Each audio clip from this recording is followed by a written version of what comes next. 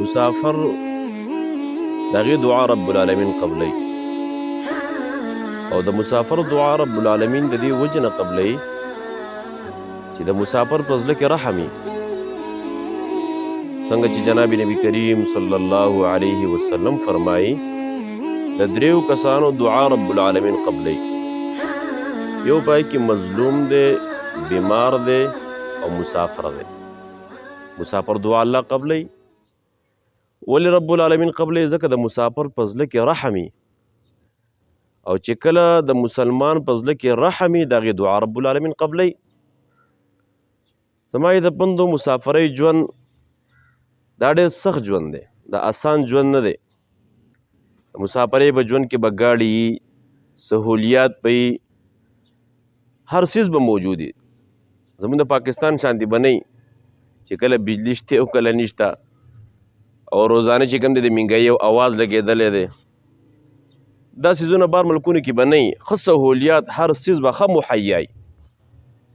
لیکن د دې باوجود به زما د پندو هغه مسافر ته به هغه خپله مور یادېږي، خپله بوډۍ مور به ورته یادېږي، خپله هغه بوډا پلار به ورته یادېږي، خپله هغه واړه واړه بچي به ورته یادېږي. زما عزتمندو قسم په الله که د دې مسافر نه یې تپوس وکړو که نه، د دې مسافر د دغې باچاحت په دغه کرسۍ باندې کښېنوه، هلته دومره نه خوشحالېږي لکه څومره چې د خپل بچو ته خوشحالېږي.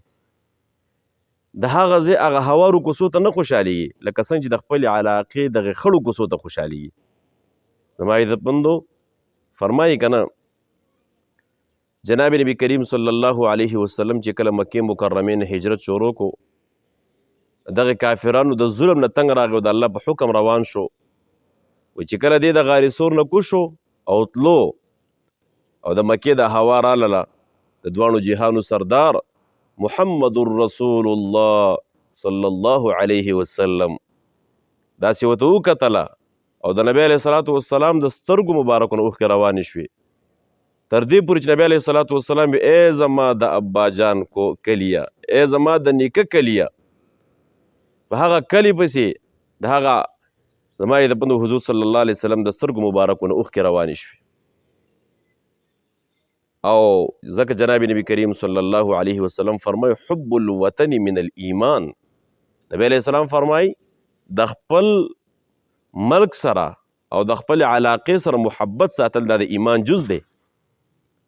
زما د پندو دا مسافر غریباران زما سره یو کس ناست و، تپوس مې ته وکړو هلکه مې مسافري خو د ډېره زیاته وکړه، څنګه خفه کېږې که نه خفه کېږې؟ ډېر زیات خفه شو، زړه یې ودردېدو.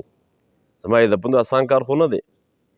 دې غریب د دې ځای کې نه مسافرۍ ته روان شي، هغه واړه واړه بچي ویني او چې واپسۍ کې راځي بچي غټ شوي، مور او پلار چې کوم دی زما د پندو هغه ډېر عمر ته رسېدلي او ټول عمر غریب دغه مسافرۍ کې زندګي تېره کړي. آسان کار دی.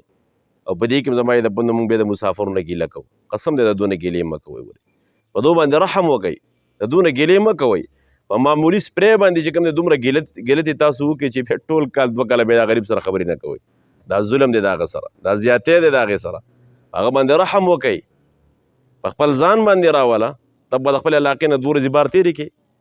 زما عزتمندو ځکه جناب نبی کریم صلی الله علیه وسلم فرمایي د مسافر دعا رب العالمین قبلې، او په دې وجه قبلې چې د دې په اړه کې چې کوم دی رحم دی. الله جل شانه دې د عمل کولو توفیق را نصیب کړي.